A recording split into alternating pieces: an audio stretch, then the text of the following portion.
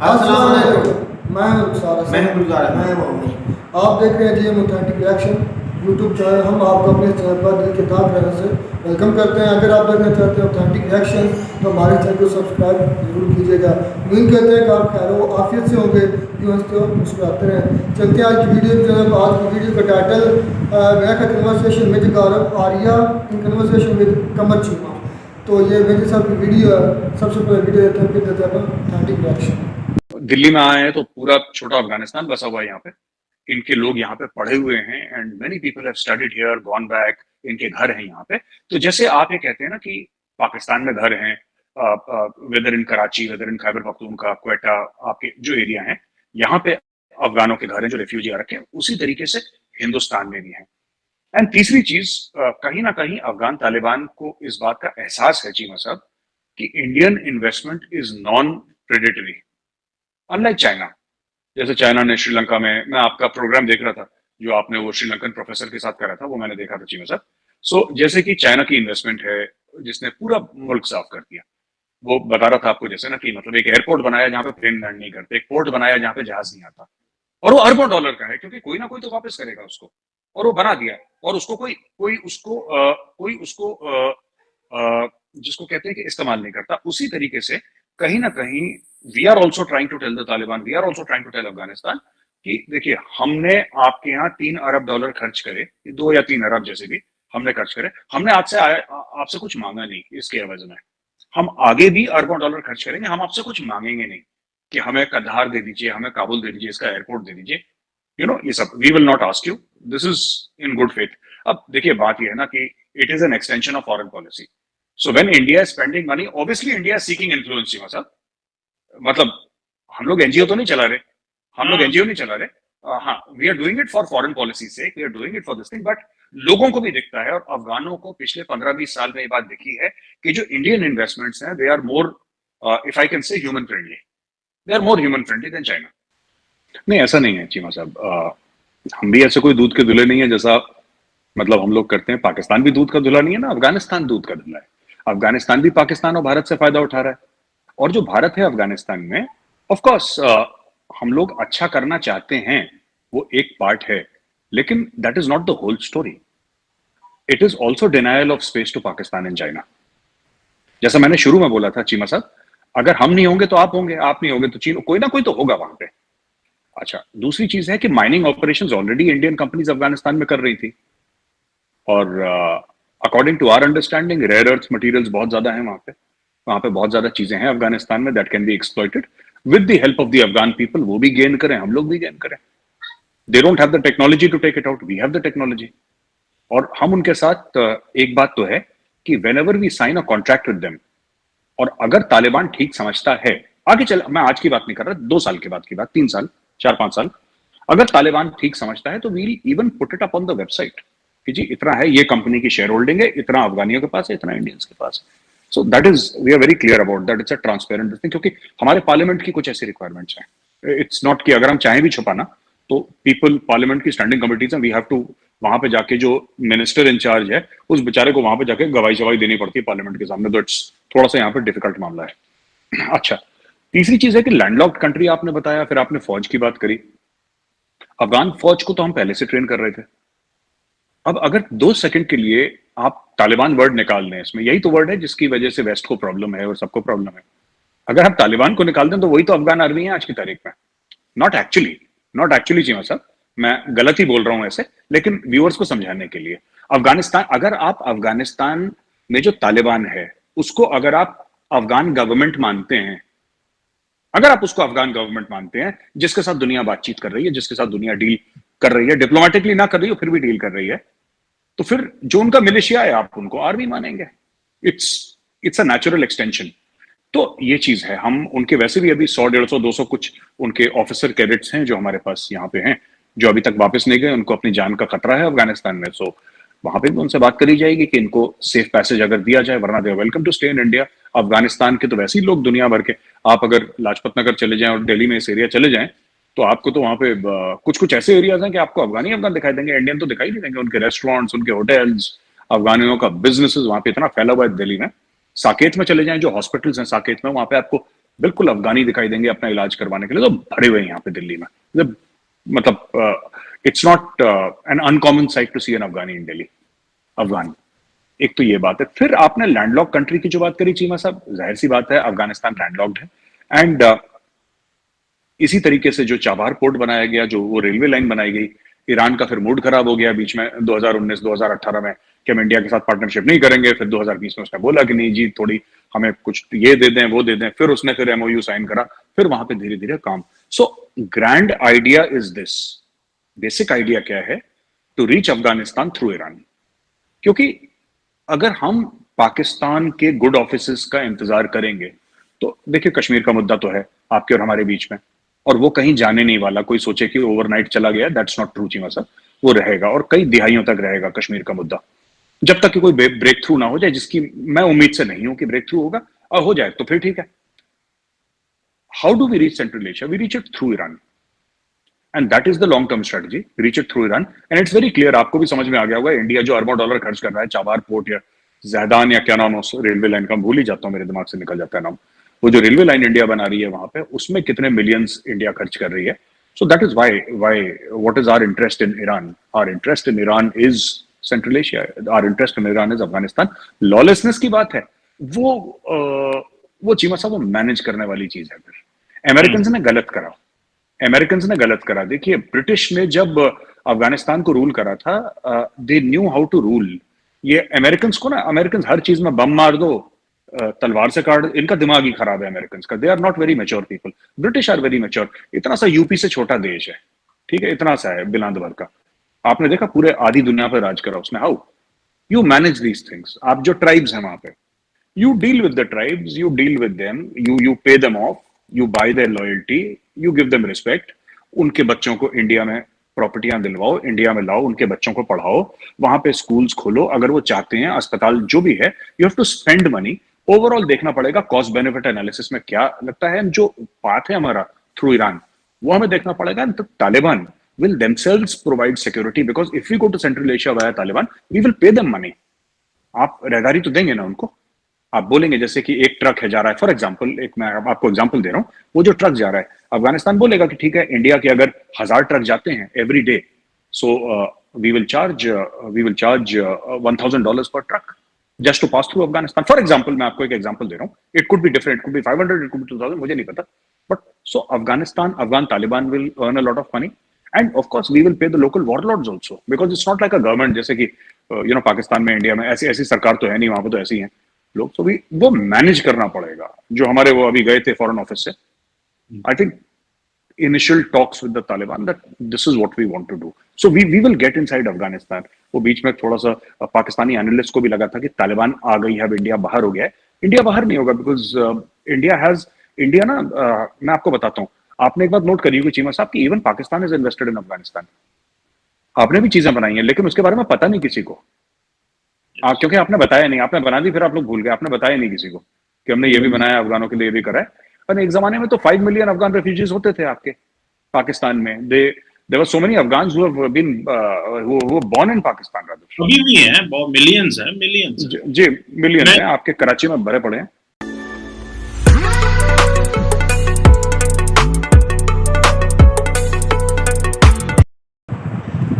तो जी वीडियो ही ख़त्म, बहुत इंटरेस्टिंग वीडियो थी। सबसे पहले उन्होंने डेवलपमेंट पर बात की, अफगानिस्तान की डेवलपमेंट पर, क्योंकि ये जो इशू है ना अफगानिस्तान का, क्योंकि तमाहार मुल्क ये चाहता है, देख रहे कि जब तक आपके हमसाया मुल्क में अमन नहीं ना होगा, तो आप जितनी मर्जी तरक्की कर लें, आपका मुल्क में भी अमन भी नहीं होगा, तो आप तरक्की भी नहीं कर सकते। वो हर वक्त खुद ही लगी रहती है। और जिस वक्त तक ये देख रहे हैं कि अफगानिस्तान में अमन नहीं ना आएगा, उस वक्त तक ये जो हमारा सेंट्रल एशिया, ये एशिया का जो खिता है, इसमें मेरे ख्याल में अमन नामुमकिन है। सार भाई आप देख लें कि वो दरमियान में आ रहा है, अफगानिस्तान, उधर इंडिया है, इधर पाकिस्तान है, चाइना है, रशिया है, अंदर वो एक अफगानिस्तान है, ठीक है।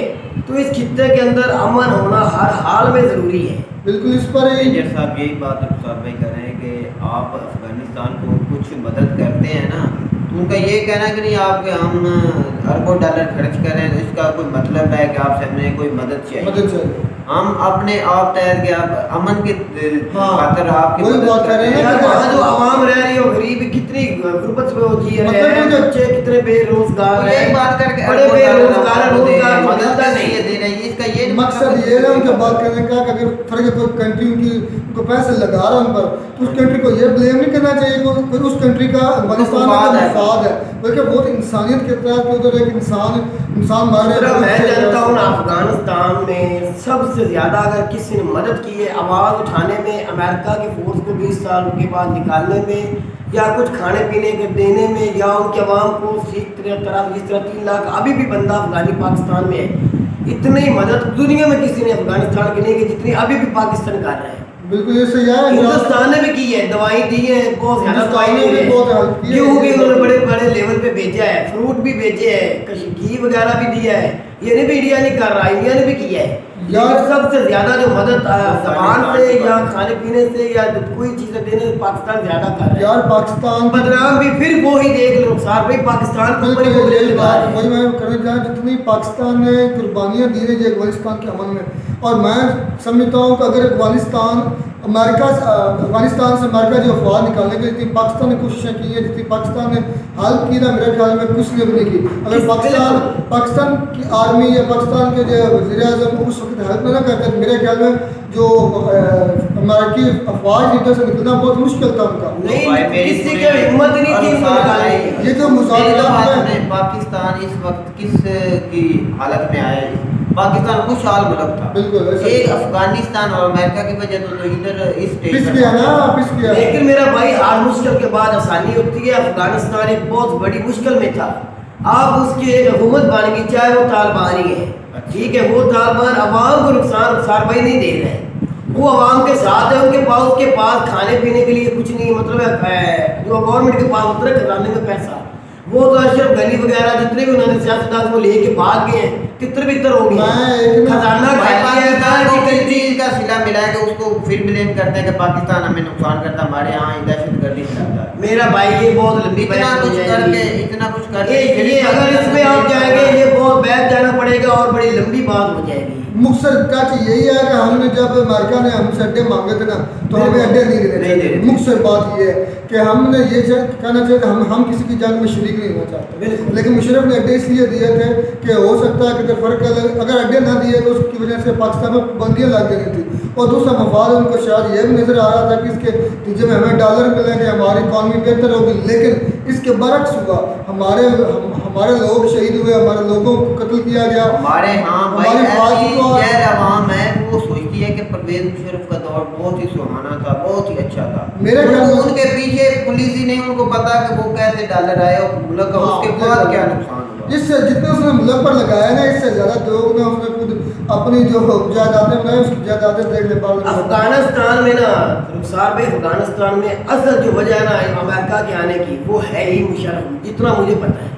बिल्कुल ऐसे ही अगर दहशतगर्दियों को आग जो दी गई ना अभी भुट्टो के दौर से दी गई थी, ये मुशर्रफ के दौर की नहीं, याद रख भाई मेन पॉइंट तो भुट्टो के वक्त की थी है, लेकिन जो अफगानिस्तान के अंदर फोर्स को डाला गया जिस तरह वो बेसिकली ज़िया के दौर की है भाई जी, ज़िया के दौर की, जब सोवियत यूनियन ने अटैक किया था ना अफगानिस्तान पर, तो वो जो सोवियत यूनियन थी वो ये चाहती थी कि हमें मिले मतलब रसाई मिले, गर्म पानी होता, क्योंकि उधर उनके तो कोई पोर्ट वगैरह तो है नहीं, तो उनको चाहिए था गर्म पानी तक रसाई, तो उन्होंने अटैक किया था इधर अफगानिस्तान पर। तो उसके नतीजे में अमेरिका नहीं चाहता था कि ये एशिया पूरे पर, क्योंकि अगर पानी तक रसाई हो जाती पूरा तो होल्ड हो जाता उसका USSR का, तो अमेरिका ये नहीं चाहता, ये दोनों आपस में शुरू से एक दूसरे के खिलाफ है, तो अमेरिका ये नहीं चाहता था कि एशिया पर इसका कंट्रोल आए अपना रूस का, USSR का। तो इसके लिए इसके बरक्स जो उन्होंने ट्रेन किया पाकिस्तान के अंदर जो बने थे, ये तालिबान की तहरीक उठाई गई थी, पाकिस्तान तरबियत देता था, पाकिस्तान के फौज और जो डाले जाते थे वो अमेरिका से आते थे। उसके बाद फिर ये जब उसामा वाला ये 9/11 का वाक़या हुआ, उसके बाद ये फिर अमेरिका ने अटैक किया, बस खुद ही बनाया है, खुद ही इसको कुछ नहीं लगे थे। लेकिन हकीकत बात यह है कि इसको कोई भी इस तहरीक को कुचल नहीं सका, सब भी अपनी चित्र का अफगानिस्तान भी नहीं फता। यही मैं बात करने वाला था, अफगानिस्तान को पूरी दुनिया में मिल जाए ना, पाकिस्तान अफगानिस्तान ये दो ऐसी कंट्री जिनको कोई फतह ही नहीं कर सकता। ऐसी बात आप देख लें, 20 साल लगातार अमेरिका ने कोशिश की, दुनिया की सुपर पावर जदीद सुपर पावर, जदीद भाई, हथियार ऐसा पता नहीं कर सके। पूरी नेटो पूरा मुमालिक इसमें शामिल था, 30 लेकिन लोग। फतह फिर भी नहीं कर सके और ना ही कर सकेंगे। आप देख ले, इसकी मदद करने के लिए चाइना को छोटी इकॉनमी नहीं, इंडिया को छोटी इकॉनमी नहीं, रशिया को छोटी इकॉनमी नहीं, जापान देख ले, ये मैं एशिया की बात कर रहा हूँ, इनमें से कोई इतना आगे बढ़ के आवाज़ उठाने वाला नहीं पाकिस्तान की तरह। इससे आगे कोई बढ़ के बात करने वाले जितना इनके अवाम को पाकिस्तान अवाम ने रीत दिया है, और जितना पाकिस्तान ने पैसा दिया, जितना पाकिस्तान इसकी मदद की, और इतनी देर से मदद कर रहे, इतना आज की दुनिया में किसी ने नहीं भाई, की। नुकसान शायद फिर भी देख रहे, बदनामी किसकी हो रही है? पाकिस्तान की। दहशतगर्दी किसके ऊपर हो रही है? पाकिस्तान के ऊपर। वो ही तालिबान जो हुकूमत कर रहे हैं, वो हमारे ऊपर ही दंग बमबारी कर भाई रहे हैं। इससे बड़ी अलमिया क्या है, जो हमारे अपने हैं उधर वो गिलगित बल्तिस्तान के, वही हमारे दुश्मन हो गए कि वही हमारे पे बम बरसा रहे हैं। उनके ऊपर अमेरिका बरसा रहा है ड्रोन हमले, वही नहीं, नहीं। उसके बदले गुजार मैं तेरी बात ये कभी भी नहीं मानूंगा। वो तू बात कर रहा है बलूचिस्तान की, नहीं बलूचिस्तान की नहीं भाई, गिलगित बल्तिस्तान पर मेरा अमेरिका भाई ड्रोन हमले करता है, उसको मुतबादल तो हम पे करते हैं। वो जो आप कबीले की बात करते हैं, कोई कबीला बलूचिस्तान में ऐसा नहीं जो पाकिस्तान के अवाम को मारना चाहता हो।